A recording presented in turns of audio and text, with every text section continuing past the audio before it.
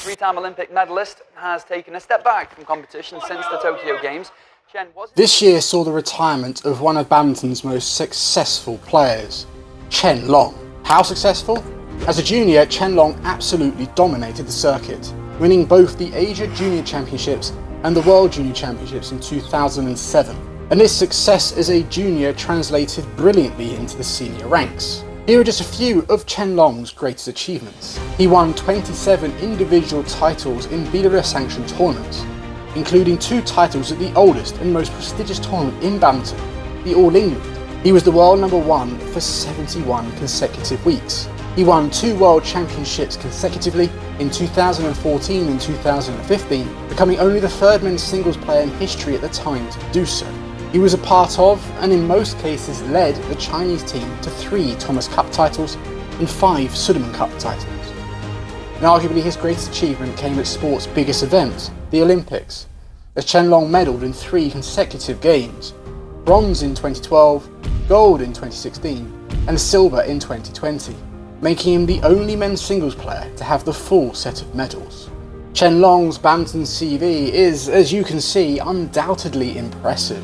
But to add to that, Chen Long, with his phenomenal defence, impeccable footwork, and a level of physicality never seen before, also changed the way men's singles was played.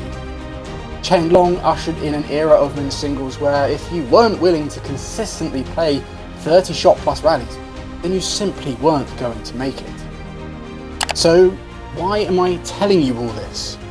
Well, it's to lay the groundwork for a question that, when I tell you, should now seem quite bizarre. And that's, if Chen Long was one of the most successful players to ever play, and on top of that was able to change how his discipline was played, then why is it that under a number of videos of him, people are making comments like this? Why do memes like this exist? Why do these words come up in a number of articles about him? The bizarre question is, why is Chen Long so underrated? Gymnasium. And a much more subdued welcome for Chen Long of China. To begin answering this question, we must go back to 2011. 2011 was the year that Chen Long made his real breakthrough. He had won one of the world's biggest tournaments, the China Open, a year earlier, but that result did come shrouded in a bit of controversy, as the world number 1 at the time, Lin Dan, gifted him a walkover in the quarterfinals. But in 2011, Chen Long won 3 big Super Series titles: the China Masters, the Japan Open, and the Denmark Open, as well as coming runner-up at the China Open and the end-of-year's finals, also known as the Super Series finals. And what made 2011 even more of a breakthrough was that to win those titles he defeated some of the world's best players, with notable wins over Li Chongwei, who is known these days as the king of the Super Series. But the reason as to why I feel we must go back to this period to start uncovering the answer to why Chen Long is underrated is because although 2011 was a breakthrough year for him, at the time you'd have hardly known it. And this is because in 2011 all anyone was talking about was Lin Dan and Li Chongwei. These two had a rivalry that transcended badminton. It can be comparable to Messi and Ronaldo in football, or Federer and Nadal in tennis. And in 2011 their rivalry was at its peak. I mean, the 2011 World Championship final between the two is arguably the greatest men's singles match to have ever been played. On top of this insane rivalry, 2011 also saw a special tournament being held. A tournament which has shaped badminton moving forward ever since. The Four Kings Tournament. The Four Kings Tournament was touted as an exhibition tournament that pitted 4 legends of the sport against one another. In it was the current top 2 superstars of world badminton at the time that I've already mentioned, Lin Dan and Li Chongwei, but it also included 2 players who were at the tail end of their careers, but 2 players who were very successful and hugely popular in their own right, Peter Gade of Denmark and Taufik Hidayat of Indonesia. This tournament is notable because it laid the groundwork for what would become the Legends Vision, something which is still going strong today, 12 years later. So with these 4 players still active, and now being cemented as legends of the game, they were always undoubtedly receiving all the media and fans' attention, making it insanely difficult for any player to shine in their own right, even one with the most obvious potential like Chen Long. In fact, this difficulty to shine can be highlighted using another player different from Chen Long, a player who, at the time, was very well established.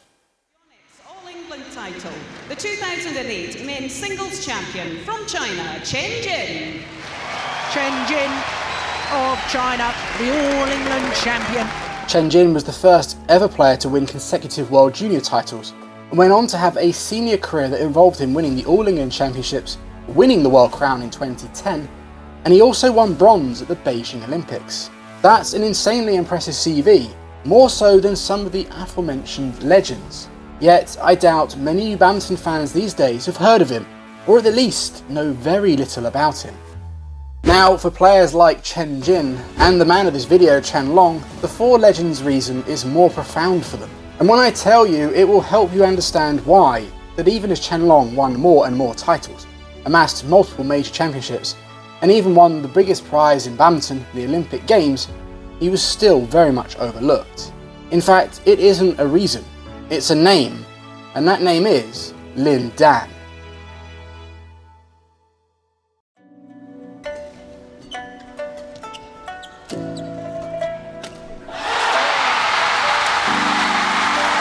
Times world champion.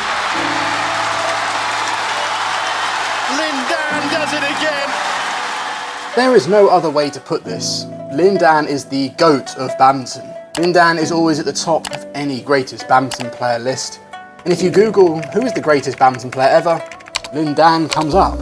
And for good reason. I mean, his career achievements are simply ridiculous.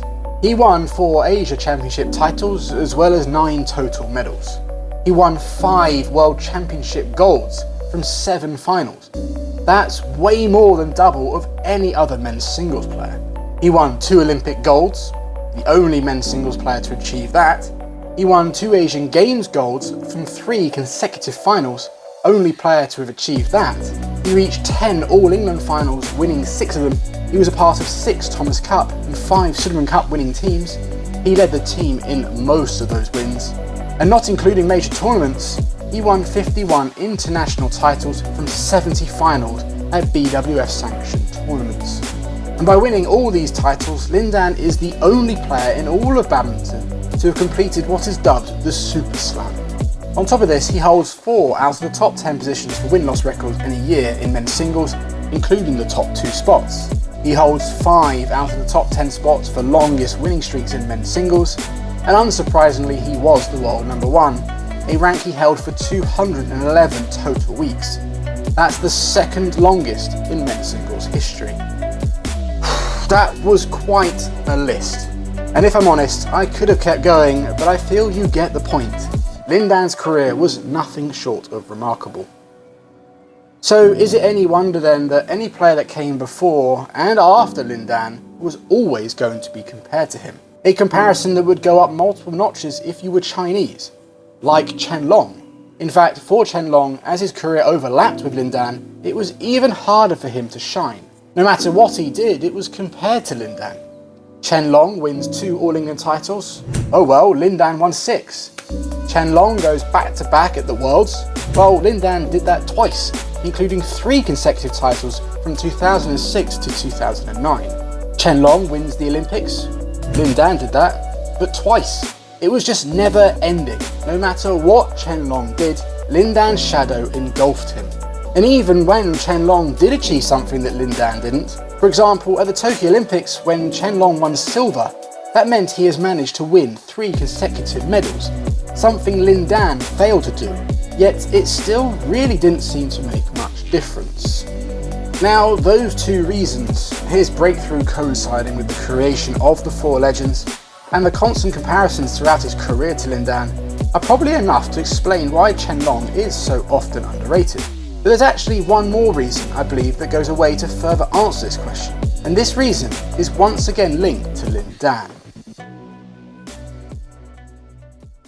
In the world of sport, there are 3 main things that athletes can be remembered for. Number 1 is of course their results. How many big titles they won, how dominant they were. Number 2 is how they influenced the sport. Did they change how their sport was approached? Were they the reason their sport entered a different era? And finally, number 3 is their personality, both on and off the court, or field, or ring, or wherever their sport takes place. If a player has one of these, they're special. If they have two, then they'll be memorable. But if a player has all three, then they become legendary and will be remembered for all of time. And this is once again where Chen Long differs from Lin Dan, and to some extent how he differs from a number of the other four legends I mentioned earlier. Chen Long, of course, has the results. He's a world champion, an Olympic champion. There is no denying his achievements in the world of badminton are outstanding. In fact, he is one of the most decorated men's singles players ever. And Chen Long also, as I've mentioned before, did directly change how men's singles was played. But where he falls somewhat short is in his style. The style in which he played wasn't exactly exciting. In fact, most people would say his badminton was incredibly boring. If you are someone who understands badminton, you can certainly appreciate how he approaches the game. His tactical mind was brilliant, but it wasn't exactly highlight reel material. Lin Dan, on the other hand, he played badminton like it was a highlight reel, with his crazy jump smashes, his lightning finishes at the net, his trick shots, his dives,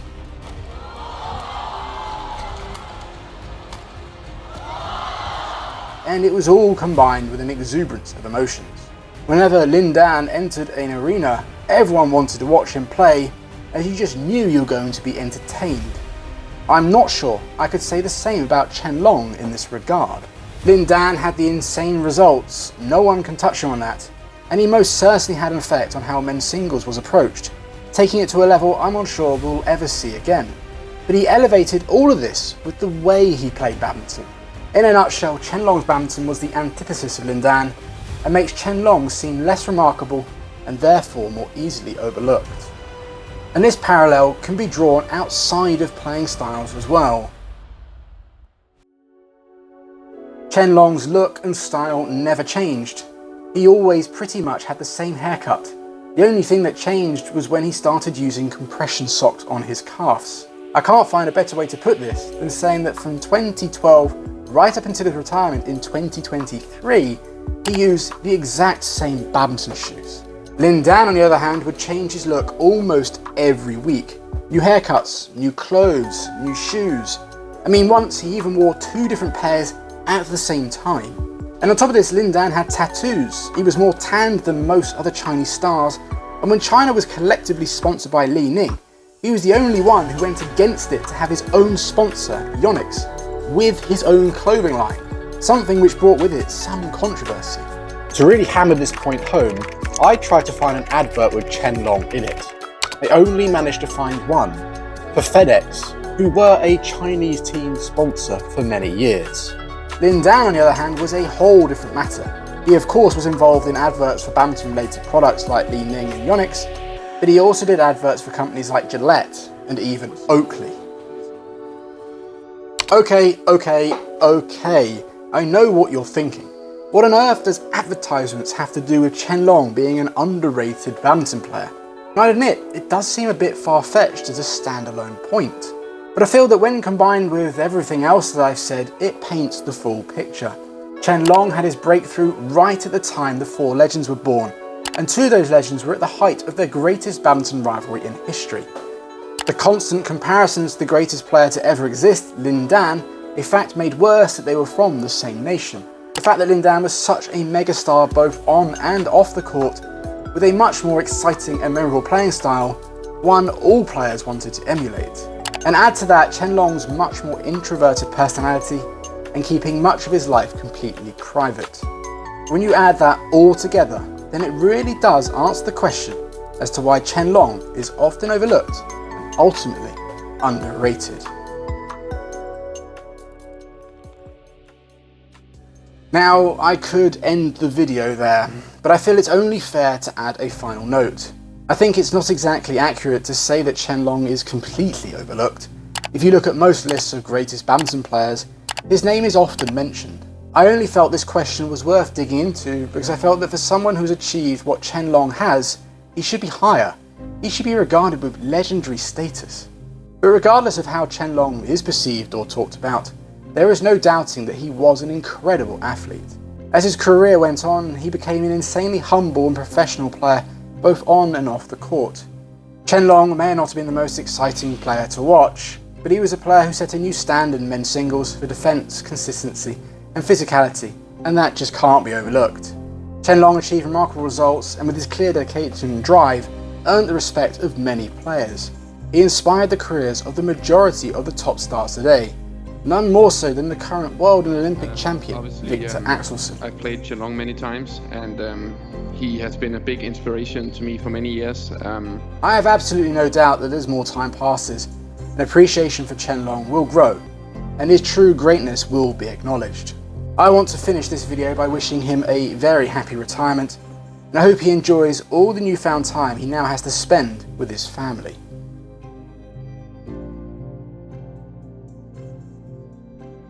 If you've made it this far in the video, then I just want to take a moment to thank you for watching it, and I hope you enjoyed it. I will be doing more of these deep dives into topics surrounding badminton that I find personally very interesting in the future. If that sounds good to you, then please do subscribe to the channel and hit the bell so you are made aware of when a new video is released. Thanks again everyone, I'm Ben Beckman. I'll see you next time.